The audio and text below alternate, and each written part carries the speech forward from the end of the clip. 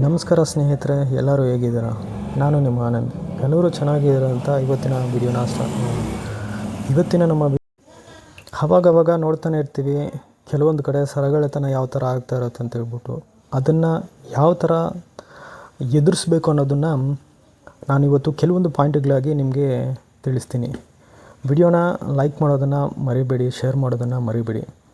ವಿಷಯಕ್ಕೆ ಹೋಗೋದಾದರೆ, ನಾವು ಕೆಲವೊಂದು ಸಾರಿ ಬಂಗಾರವನ್ನು ಧರಿಸಿ ಜನ ಇಲ್ದಿರೋರಂಥ ದಾರಿಗಳಲ್ಲಿ ಹೋಗೋದನ್ನು ಕಡಿಮೆ ಮಾಡಬೇಕು. ಇಲ್ಲ ಮನೇಲಿ ಯಾರನ್ನಾದರೂ ಕರ್ಕೊಂಡು ಹೋಗೋದನ್ನು ಕಲಿಬೇಕು.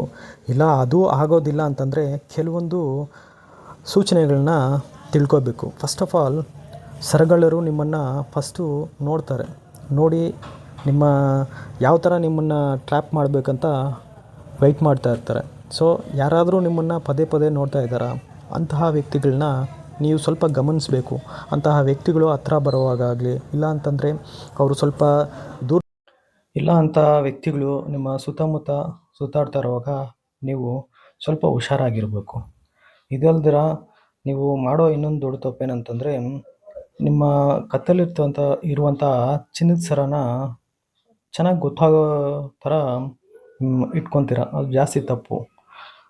ಆ ಚಿನ್ನದ ಸರದ ಸುತ್ತ ನಿಮ್ಮ ಸೆರಗನ್ನಾಗಲಿ, ಇಲ್ಲ ಅಂತಂದರೆ ದುಪ್ಪಟ್ಟನಾಗಲಿ ಹಾಕ್ಕೊಂಡು ಮುಚ್ಚಿಕೋಬೇಕು. ಈ ಥರ ಮಾಡಿದ್ರೆ ಏನಾಗುತ್ತೆ ಅಂತಂದರೆ, ಅವರು ಕೈ ಹಾಕುವಾಗ ಫಸ್ಟು ಬಟ್ಟೆ ಸಿಗುವುದರಿಂದ ತಪ್ಪಿಸ್ಕೊಳ್ಳೋ ಚಾನ್ಸಸ್ಸು ತುಂಬ ಜಾಸ್ತಿನೇ ಇರುತ್ತೆ.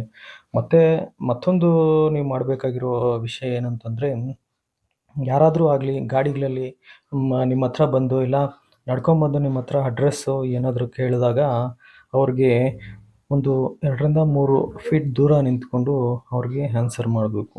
ಸೊ ಇಂತಹ ವಿಷಯಗಳನ್ನೆಲ್ಲ ನೀವು ಮೈಂಡಲ್ಲಿ ಇಟ್ಕೊಂಡು ಆಚೆ ಕಡೆ ಹೋಗುವಾಗ ಆದಷ್ಟು ಸ್ವಲ್ಪ ಹುಷಾರಾಗಿರಿ. Thank you for watching my video. Thank you all.